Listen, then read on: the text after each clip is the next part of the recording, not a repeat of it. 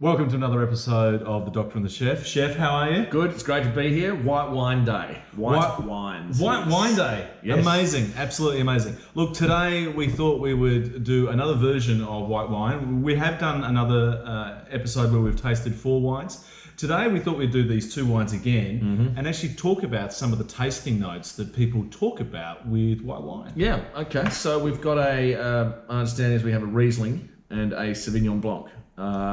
Which have been drunk a lot by a lot of people over the last 20 years. Obviously, very popular ones. Obviously, if you're our generation, our parents, they pretty much only drank Riesling. They did, and then it was Chardonnay, and then it's Sauvignon Blanc. So it's kind of gone in carries. But that's right. But Riesling is making a big comeback. And I got to say, I'm a big fan of Riesling. Me too. So I drink it exclusively, almost. Now, in terms of white wine tasting notes, it's different from red wine. Red wine, you'll have, black pepper, white pepper, berries, blackberries, plums, anything that's dark, coffee, whatever, a cigar box. But you won't Aeroplane jelly, pickled carrots. But you won't find that in white wine. You won't find those tasting notes. No pickled carrots in this white wine. You're looking for green apple. You're looking for Granny Smith apples. You're looking for citrus flavors. You've got florals. You've got apricots. Peaches, you've got a lot of fruitiness. Yes. You got grass.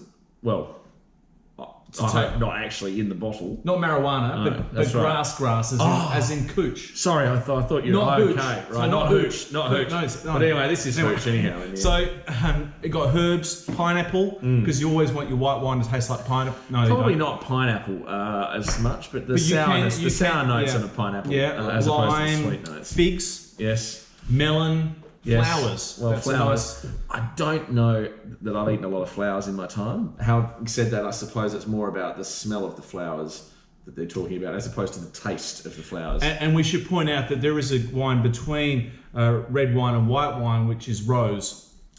Or rosé, depending on which side of the tracks you obviously come from. That's a flower, isn't it? Well, it is a rose, yeah. yes. Anyway. All right. So that was a dad joke, fell pretty flat.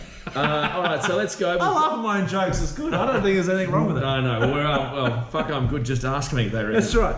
So we got the Penna Lane. Why don't you taste the Penna Lane? Let's have a look. Oh, the Penna Lane. Sorry, yep. No worries. Here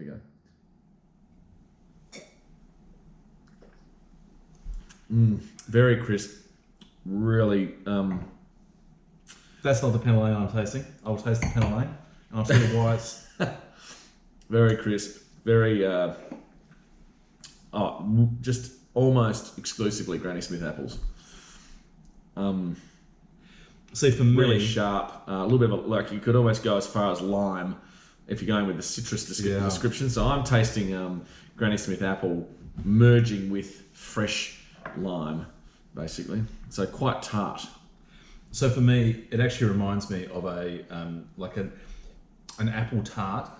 Like a flan. With a bit of lemon in it. Yeah, okay. You know how you can get that? I'm calling it a tatin. Yeah, one of those. You're the chef. You tell us what it is. I'm getting those flavors. To me, it's like a cooked apple. It's a bit of a little bit of sweetness with the lemon that's just coming through. Almost a lemon curd that's coming through in the flavour for me. And easy I to find mix it up. sits on the back of the tongue, and it's quite Yanni and Laurel a bit with the apples and the citrus. So I think that the apple and citrus cross over quite at a particular point on that flavour. Now I think that'd go really well with the camembert. Oh, look, it probably will, but that is more likely to occur at the end of the evening when you were. Well, it depends on which country you're in. Well, that's true. When you were looking for a sweeter wine, but a nice fresh, unripe, not a very ripe one, just a young camembert. Any kind of seafood, prawns, any sort of shellfish, salads, anything light that doesn't compete too much with the flavour of the wine, and it won't compete too much with the flavour profile of the food that you're eating. Now let's try the Willoughby Park Sav Blanc. Okay, very traditional Sauvignon Blanc nose. It smells like bacon and eggs. You're really on this bacon and eggs. Can you smell it? Yeah, it's sort of bacon and eggsy. I get there's a smokiness to it. I think is that oak? I'm not sure. Maybe it is oak. But there's something else that I'm sure there'll be some red wines together as well for me. Oh God! After the Riesling, it's pretty light on, as in it doesn't have quite the heavy, sharp flavors. It bursts quickly in your mouth. Yeah, it's a real punchy sort of wine. It's a sort of thing that you could drink gallons of on a 40-degree day, I think.